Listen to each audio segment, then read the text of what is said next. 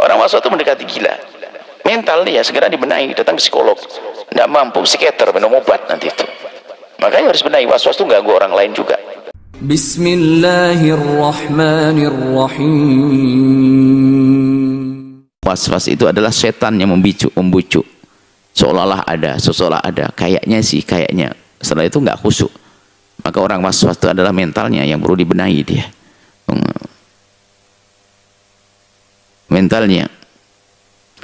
Ya kayak orang gila. Sampai suatu ketika ada guyonan ulama ya gini. Saya orang was-was kayak saya ini apa batal wudhu? Maksudnya was-wasmu gimana? Saya wudhu, sudah wudhu, tapi kok kayak belum wudhu. Oh iya, batal wudhumu. Bukan karena was-was, karena kamu gila. Kamu sudah wudhu, kok bilang belum wudhu. Nah, ini. Itu loh, batalmu karena gila kau ini. Kamu sudah wudhu, kok bilang belum wudhu. Itu kan aneh. Sudah gila. Wudhu sudah basuh muka? Sudah. Basuh tangan? Sudah. Kaki? Sudah. Terus, kayak belum wudhu. Ya sudah, kamu gila. Was-was itu namanya. Orang was-was kan aneh. Orang was-was itu mendekati gila.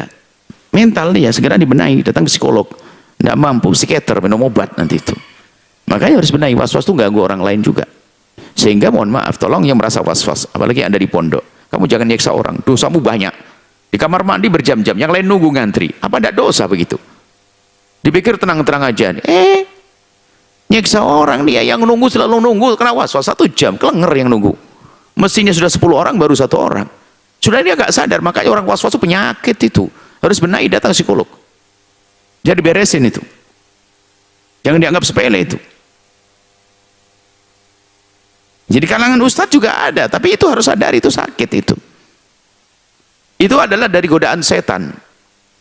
Di samping ada sakit, kemudian jadi mainannya setan. Sehingga kalau orang was-was itu susah khusyuk. Bayangkan dia lagi Allahu Akbar, ingat sandal tadi saya kayak sandalnya sandal lama, sandal jepit lama itu kan ngecap kakinya. Sehingga kelingkingnya turun, jangan-jangan nyentuh ke tanah tadi. Kebayang. Karena was-was, padahal sudah sholat mikir sandal. Sudah Allahu Akbar, ingat sandal, gimana bisa khusyuk orang was-was. Maka Imam Ghazali itu paling gemes sama orang was-was. Orang was-was itu adalah dikatakan jahlun bidini segala macam. Makanya kalau Anda kena was-was jangan dituruti, jangan menganggap itu khusyuk. Kata Anda menuruti syaitan, sehingga pasti Anda tidak khusyuk, bahkan tidak khusyuk. Nah, maka ini mental. Sebetulnya anti kasusnya bukan urusan wudhu, urusan yang lainnya pun juga begitu. Kompor sudah dimatikan, Anda pergi balik lagi, kayak belum dimatikan. Pintu sudah dikunci, kayak belum dikunci. Macam tersiksa hidupnya. Tapi itu orang sakit perlu dikasih sayangi. Cuman yang dikasih sayangi harus paham, kamu tuh sakit. Maka berobat. Termasuk diantaranya PPPK-nya, pertolongan pertama pada kecelakaan psikologi itu adalah kalau urusan was-was dilatih untuk cuek. Jangan dilawan karena itu berat. Jangan dituruti juga. Maka cuekin saja. Jadi kalau sudah mau ingat itu, ingat yang lainnya. Dicuekin biar nggak lukanya semakin tergores. Luka mentalnya tidak semakin tergores, cuekin saja. Habis, maksudnya begini. Kalau habis buang air kecil, kemudian kok sering kena was-was, langsung, wah, kemarin ngapain aja, sudah langsung sholawatan yang keras. Pokoknya ngerjain apa saja langsung. Apakah makan yang kecut atau apa? Pokoknya biar anda ingat dengan itunya, dialihkan. Jadi yang namanya was-was itu seperti orang nyinyir.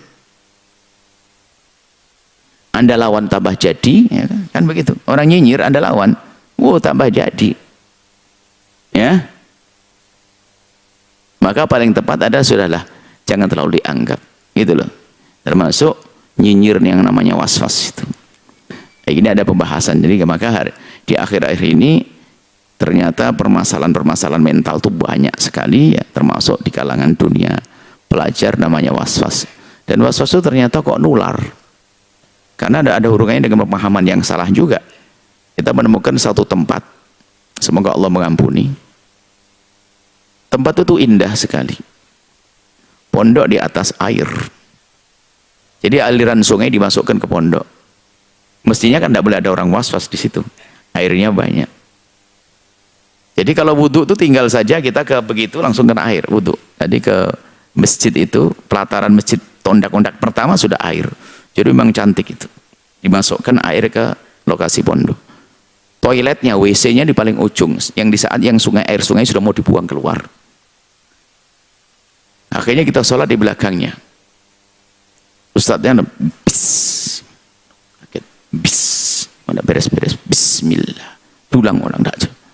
Sudah ustadznya, enggak, Allahu Akbar dulu. Tak pikir dia tak taunya apa, di kiri kanan kita semuanya santrinya begitu. Wah, sudah Allah. Ini pertama kali kami pulang ke Yaman. Kita kunjung di salah satu pondok di Jawa Barat sini. Semoga Allah mengampuni beliau dan berikan, sudah meninggal orangnya. Udah begitu, saya kaget. Tempatnya cakep sekali. Tapi was-was lah ini karena dituruti. Dan kalau Anda punya guru was-was, Anda, karena pekerjaan Anda sendiri dianggap tidak sah, akhirnya suruh ngulang lagi. Nggak betul, akhirnya kena was-was juga. Bahaya. Makanya problem kita adalah was-was itu berlebihan atau orang ngentengin, ini ada mau istinjah itu. Jadi yang benar sedang-sedang. Khairul umuri awsatuha, jangan ngentengin, ya. Juga jangan berlebihan, was-was. Wah, ini banyak santri-santri kiai was-was. Itu kalau di syuting waktu baca bismillah, miring-miring mulutnya itu. Ya, bismillah. Nah, subhanallah. Ya namanya orang sakit harus sayangi. Allah, semoga Allah memberikan kesembuhan, bukan kita mencela, menghina kami. Saya ingatkan begini, saya cambuk biar mau berobat. Itu kadang dihubungkan dengan kekhusyuan. Itu malah nggak khusyuk. Orang was-was nggak khusyuk. Belas nggak khusyuk dia. Gimana bisa khusyuk dia? Sudah sholat ingat bajunya, sholat sehat ingat kencing, sholat ingat. Baik seperti itu.